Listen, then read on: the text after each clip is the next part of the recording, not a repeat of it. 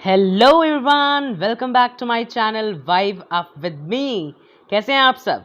I hope you all are doing well. और ये video का थंबनेल देख के आप सब तो एक्साइटेड हो ही गए होंगे कि सीबीएसई ने क्या सर्कुलर लॉन्च किया है सेशन 2021-22 के लिए। जैसा कि हमारा सेशन स्टार्ट हो चुका है, this video is for all 9th graders, 10th graders, 11th graders and 12th graders.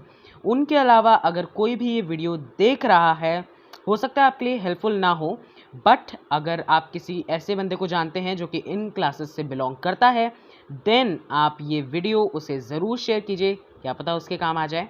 And before we begin, मैं आप सबको ये रिमाइंड करवाना चाहूँगा, अगर आपने मेरा चैनल अब तक सब्सक्राइब नहीं करा है, then click on the subscribe button, notification bell icon पे भी क्लिक कीजिएगा ताकि आपको मेरी नई से नई वीडियो का अपडेट मिलते रहे, जो कि ऐसे ही इंपॉर्टेंट टॉपिक्स पे बेस्ड होने वाली है और ऐसे ही एक्साइटमेंट के साथ भरी होगी। सो सब्सक्राइब कर लीजिए वीडियो को। अच्छी लगी वीडियो तो लाइक कीजिए, कमेंट सेक्शन पे कमेंट भी कीजिएगा। So let's begin. ये सर्कुलर, जैसे कि मैंने आपको बता दिया, this circular is for wait a second, it's for all 9th, 10th, 11th and 12th graders. I hope the screen is visible to you all. So इन सब graders के लिए ये वीडियो है, and that is why I want you all to see this video till the end, क्योंकि इसमें आपको हर एक moment पे कुछ ना कुछ इम्पॉर्टेंट चीज़ पता लगने वाली है। सो रीड करना स्टार्ट करते हैं कि क्या ये सर्कुलर में सीबीएसई ने लिखा है। समराइज करते हैं इसको, and then let's talk about this. So this letter is written to all heads of CBSE affiliated schools.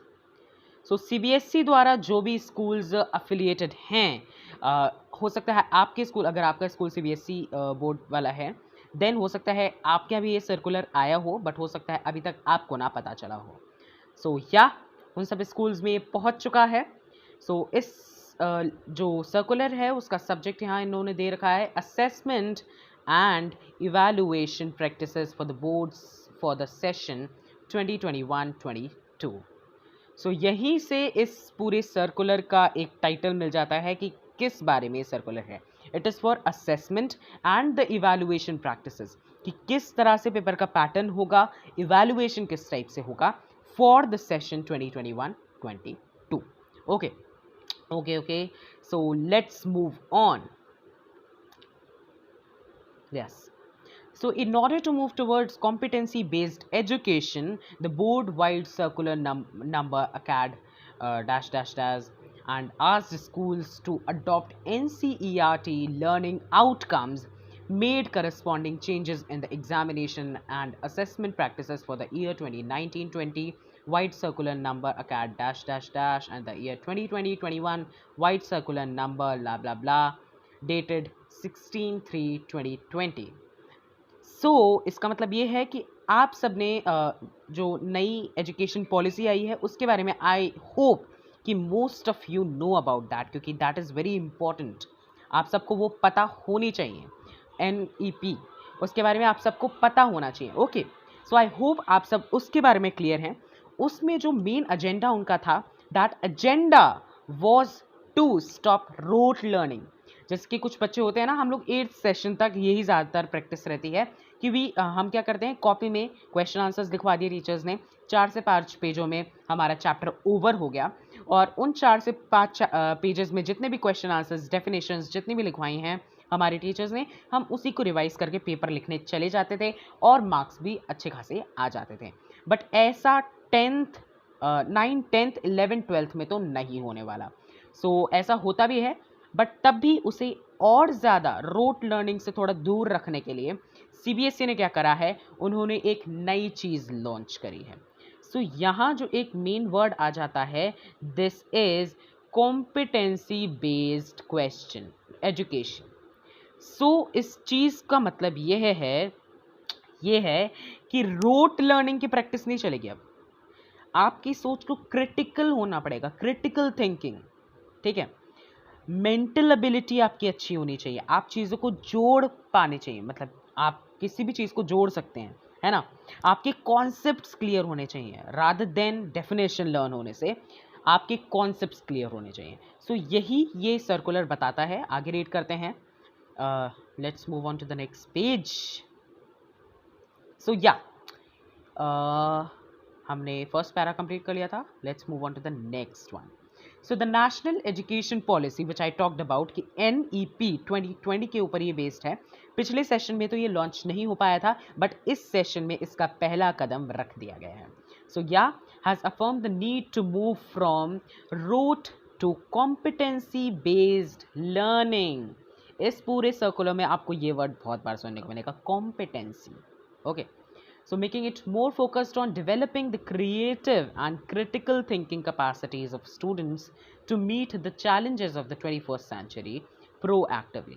इसका मतलब ये है कि जैसा कि हम सब ने NEP देखा था, उसमें क्या था कि रोट लर्निंग को बिल्कुल हटा देना है। सो उसी के बेसिस पे उन्होंने रोट चीज़ों को एग्जाम पैटर्न से हटा के कॉम्पिटेंसी बेस्ड लर्निंग रखी है, ताकि हमारी जो क्रिएटिव और क्रिटिकल थिंकिंग है वो बढ़ सके। क्योंकि 21st सेंचुरी में ऐसा इन्होंने कहा है कि ऐसे बहुत से चैलेंजेस आएंगे जहां आपके कॉन्सेप्ट्स पावर बनेंगे rather than your rote learning, और ऐसा होता भी है। Your concepts are your power. So it emphasizes that learners must be equipped with ability to solve problems, and assessment must shift from testing primarily rote memorization skills to one that is more formative, is more competency based, promotes learning and development for our students, and tests higher order skills such as analysis, critical thinking and conceptual clarity। So अब आपको यहाँ से clarity आएगी कि मैं जिस बारे में बात कर रहा था वो चीज़ यहाँ मेंशन्ड है, ठीक है। क्या है कि इन्होंने ऐसा कहा है कि जो प्रॉब्लम सॉल्विंग एटीट्यूड है वो आना चाहिए चिल्ड्रन के अंदर। ऐसा नहीं होना चाहिए कि बस प्राइमरीली जो रोट मेमोराइजेशन स्किल्स हैं, मतलब कि जो आपके रट्टा मारने के स्किल्स हैं ना, कि बस एग्ज़ाम से एक रात पहले पढ़ के हमने सारे एग्ज़ाम में पासिंग मार्क्स तो स्कोर कर लेने हैं, ऐसी चीज़ को यहाँ इन्होंने सख्त मना करा है। और उसकी जगह पे कॉम्पिटेंसी बेस्ड क्वेश्चंस आएंगे। अगेन कॉम्पिटेंसी वर्ड आया है, कॉम्पिटेंसी बेस्ड क्वेश्चंस आएंगे। Learning and development for our students, test higher order skills. Hot questions आते हैं ना, उनकी मात्रा आपके एग्जाम पैटर्न में बढ़ जाएगी। अभी हम उसके बारे में बात करेंगे कि क्या पैटर्न रहने वाला है। Analysis, critical thinking, conceptual clarity, ये सब चीज़ों के बारे में क्वेश्चंस आएंगे। एनालिसिस करना होगा, एनालिटिकल पैराग्राफ हमें पता है कि इंग्लिश में ऐड हुआ है, और ऐसा हर सब्जेक्ट में एनालिसिस के ऊपर कुछ ना कुछ ऐड होने वाला है। क्रिटिकल थिंकिंग पे क्वेश्चंस आएंगे। कंसेप्चुअल क्लैरिटी, उसके बेस पे आपको कुछ सिचुएशंस दे देंगे कि सपोजिंग ये सिचुएशन है तो यहाँ कौन सा कॉन्सेप्ट यूज़ होगा, यहाँ किस थ्योरी को अप्लाई करके हम प्रूव कर सकते हैं। So such type of questions can come. Okay, hope I am clear with such questions. एक मुझे रोट से एक चीज़ याद आई कि जो मतलब मेरा एक फ्रेंड था 8th class, so he was very good in रट्टा मारने में, बहुत ही मस्त था। उसे अगर एक पेज दे दिया जाए, वो आपको 20 मिनट के बाद भी उस पेज में से बहुत सी लाइन बिल्कुल सेम टू सेम बोल देगा। So this happens. बट अगर आप बात करें कि कंसेप्ट्स की, सो आई थिंक कि कंसेप्ट्स उसके कहीं ना कहीं हल्के थे। बट ऐसा अब नहीं होना चाहिए, क्योंकि 10th का लेवल अब बढ़ा दिया गया है। Concept is power this time. Okay, so आप सबको अपने कॉन्सेप्ट पे ध्यान देना है। ओके, चैप्टर की क्वांटिटी पे नहीं, क्वालिटी पे फोकस करना है। So, augmenting the thrust towards CBE, the board is initiating further corresponding changes in the examination and assessment practices for the year 2021-22. While the overall marks and duration of the examination shall remain the same, change in the composition of assessment tasks would help us achieve the desired ends. वही बात हो रही है कि assessment जिस तरह के उनका पैटर्न था उसे चेंज करने का इनका क्या पर्सपेक्टिव था। आपका एग्जामिनेशन की जितनी ड्यूरेशन होती थी, आई थिंक 3 आवर्स की, वो आपकी सेम रहने वाली है, ना घटने वाली है ना बढ़ने वाली है। जो भी जितने भी असेसमेंट प्रैक्टिसेस होते थे, जितने भी रूल्स होते थे, ओएमआर शीट एंड जो भी, ओएमआर शीट तो होती नहीं है वैसे, बट जो भी था कि आपको पर तभी डिटेल्स भरने के लिए होती थी ना, वो सब रूल्स पूरे सेम होने वाले हैं। ब्लू पेन, ब्लैक पेन, इन सब का यूज़ जो हमें पता है वो भी सेम रहने वाला है। ठीक है, सो आगे बढ़ते हैं, क्या बताया इन्होंने। और ये लाइन बहुत इंपॉर्टेंट है। Therefore in the fourth coming sessions a greater number of competency based questions or questions that assess application of concept in real life unfamiliar situations will be part of the questions। ठीक है, सो यहाँ से बहुत important बात पता चलती है कि जो इन्होंने लिखा है कि रियल लाइफ में आप अपने कॉन्सेप्ट्स को लगा सको, इतनी आपके अंदर कंसेप्चुअल पावर होनी चाहिए, वो ही यहाँ चेक करेंगे। और अब इसी के बेसिस पे आपके मार्क्स डिपेंड करेंगे। सो इन तरह के क्वेश्चंस के लिए आपको रेडी रहना होगा, इसीलिए सीबीएसई ने आपको ये सेशन की स्टार्टिंग में ही, बिगनिंग में ही आपको एक नोटिस दे दिया है, एक वार्निंग दे दी है। सो यहाँ जो है, यहाँ पेपर पैटर्न के बारे में हमें बताया गया है। मैं अपना जो फेस है उसे नीचे कर देता हूँ, या सो ये जो है 9th और 10th का है। अब ये जो है, यहाँ आप अपना पूरा दिमाग लगा दीजिए, क्योंकि बहुत ही इम्पोर्टेंट चीज़ के बारे में यहाँ बात हो रही है। ठीक है, यहाँ बहुत ही इंपॉर्टेंट चीज़ के बारे में बात हो रही है, यहाँ आप अपना दिमाग लगा लीजिए। यहाँ दे रखा है, हाँ, कि जो हमारा ट्रेडिशनल जो अब तक चल रहा था 2021 में भी जो पेपर बनने वाला था, अब तो हालांकि कैंसिल हो चुके हैं बोर्ड्स, वी ऑल नो। कुछ खुश हैं, कुछ नहीं खुश हैं, बट हाँ, हमें तो रेडी रहना पड़ेगा, because this time I don't think कि ऐसा कुछ होने वाला है, because government is taking all the measures. ठीक है, सो यहाँ आप देख सकते हैं 9th एंड 10th के लिए पूरा कॉम्पोजिशन दे रखा है। ठीक है, ऑब्जेक्टिव टाइप क्वेश्चंस जो मल्टीपल चॉइस क्वेश्चंस थे, पहले वो 20% आते थे। 20% जो पेपर के मार्क्स हैं वो आपके मल्टीपल टाइप क्वेश्चन से ही आ जाते थे। सो बच्चे क्या करते थे, मल्टीपल चॉइस को उन्होंने अच्छे से रट लिया, जो भी बुक्स वगैरह में दे रखे हैं उन्होंने कोशिश कर ली पूरी कि हाँ मेरे बस पासिंग मार्क्स तो आ ही जाएँ। सो हाँ, उसके बारे में हम बात करेंगे। Case based, source based integrated questions, जो केस बेस्ड स्टडी क्वेश्चंस इस बार आते थे वो भी आते रहेंगे, उनका कुछ नापतोल हुआ है, वो अभी हम देखते हैं। Short answer, long answer question जो थे पहले 60% आते थे। ठीक है, अब क्या हुआ है इस सेशन में, क्या हुआ है गाइस, इस सेशन में क्या हुआ है ये हम देख लेते हैं कि कॉम्पिटेंसी बेस्ड क्वेश्चन, जो अभी मैंने आपको बताया, इस पूरे आई थिंक सर्कुलर में 10 बार आ चुका होगा ये वर्ड कॉम्पिटेंसी। सो अगेन उसकी मात्रा बढ़ा के 30% कर दी है। इसमें क्या क्या होगा, यहाँ आप अपना डाउट क्लियर कर सकते हैं कि क्या क्या होने वाला है कॉम्पिटेंसी बेस्ड क्वेश्चंस में। सो मल्टीपल चॉइस क्वेश्चंस होंगे गाइज, मल्टीपल चॉइस क्वेश्चन का अलग से भी इन्होंने एक कॉलम बना रखा है।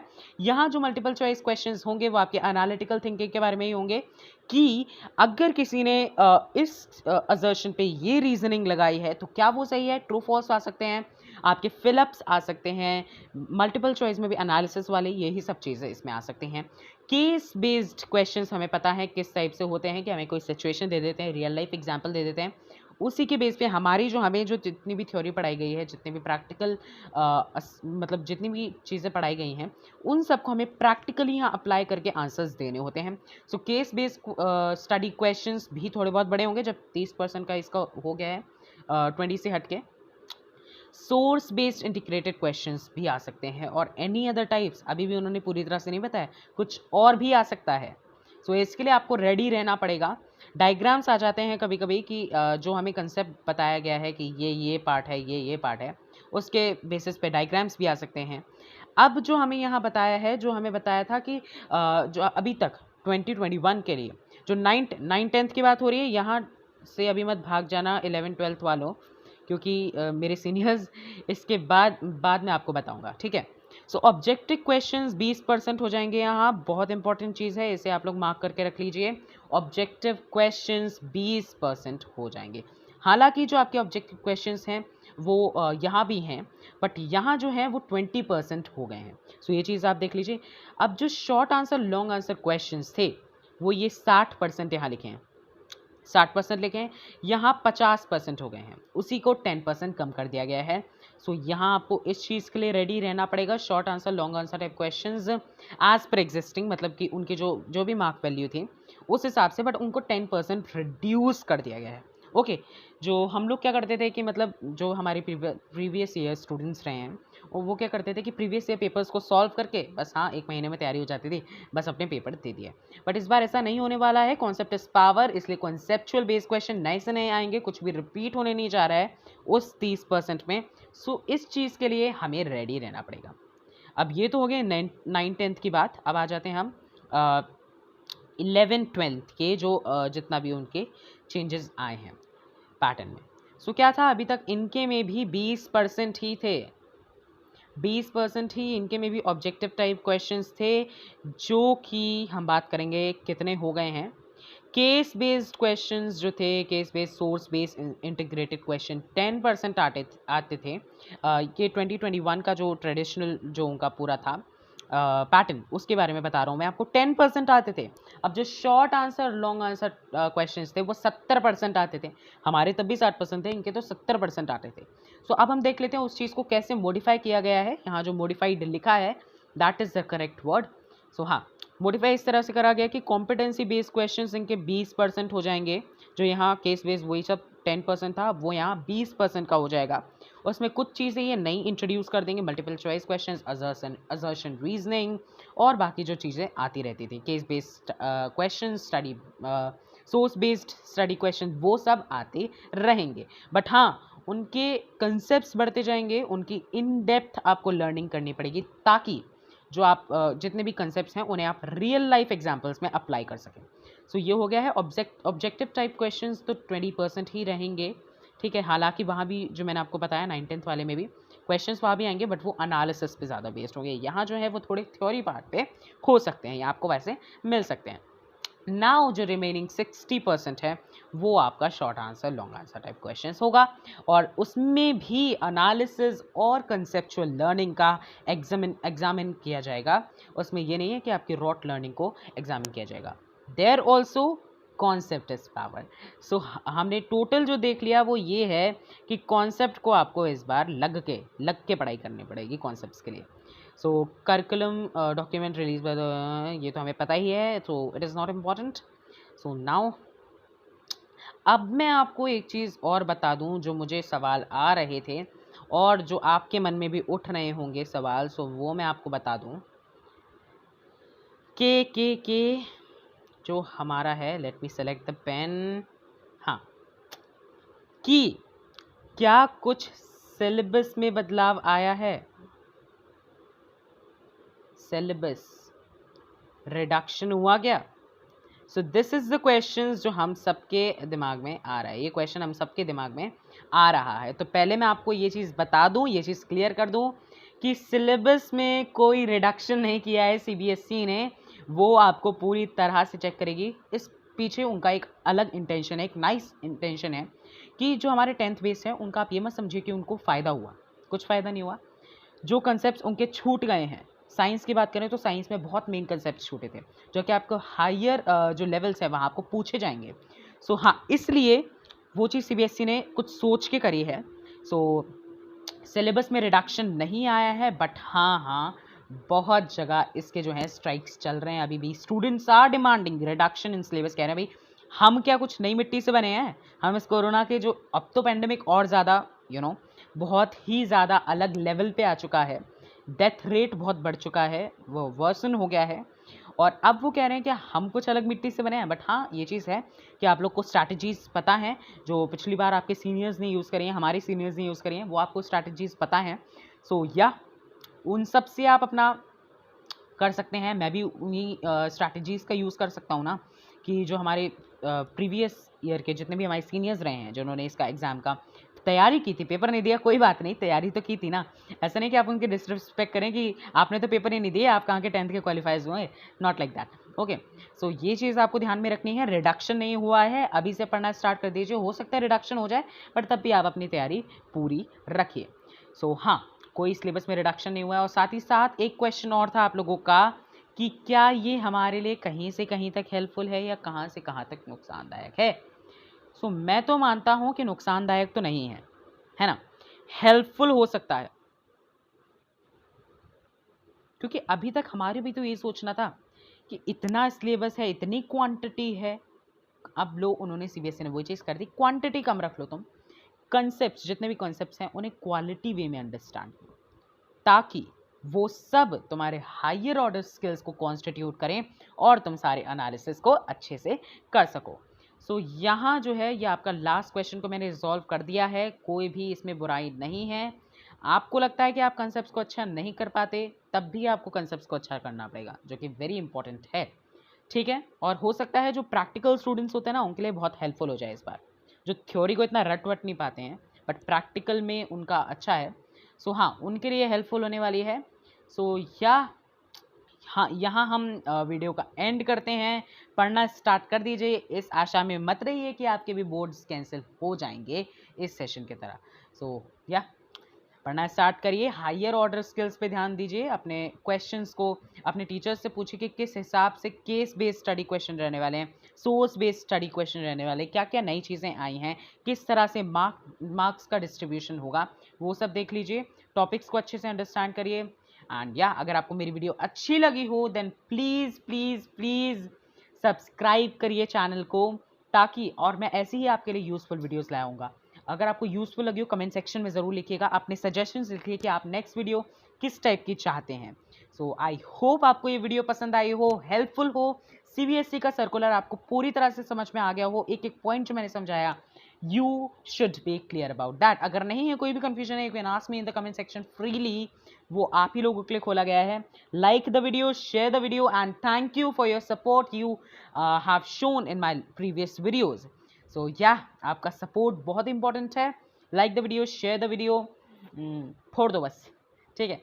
So bye bye, let's meet in the next video. ऐसी आपके लिए नई नई चीज़ें लाते रहूँगा। Okay, so till then take care of your family, corona से बच के रहिएगा, take care of your family, घर से बाहर मत निकलिए जितना हो सके, ठीक है। Okay, so that is gonna be the end of the video. Bye, signing off, Samriddh Kavita Gupta, बोल गया था।